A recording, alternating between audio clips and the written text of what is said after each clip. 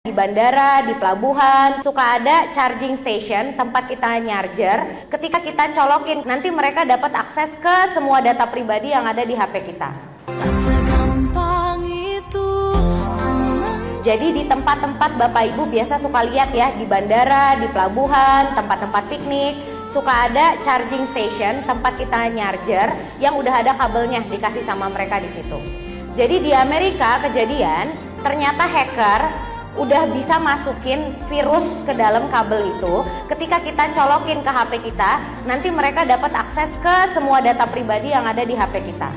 Ini juga termasuk mobile banking kita. Jadi kalau mereka dapat akses, mereka bisa menguras isi rekeningnya Bapak Ibu.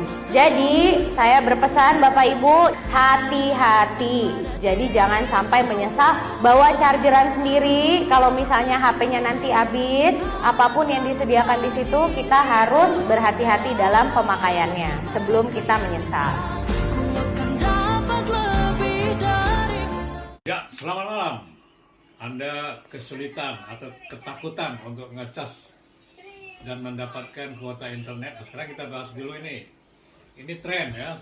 Tren ini berfungsi dua, sebagai hotspot Anda dan tidak ada hubungannya dengan kartu apapun, baik baik Telkomsel dan sebagainya.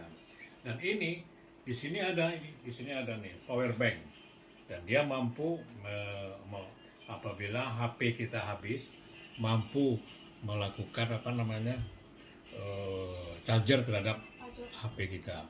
Dan yang pasti satu lagi, di sini WiFi Anda ini tidak kena hacker.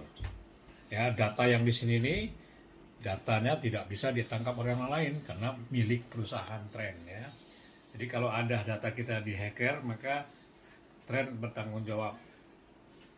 Carilah Tren, carilah saya. Anda ingin bergabung? Ya, hubungi saya di 0817 10 2166. Terima kasih.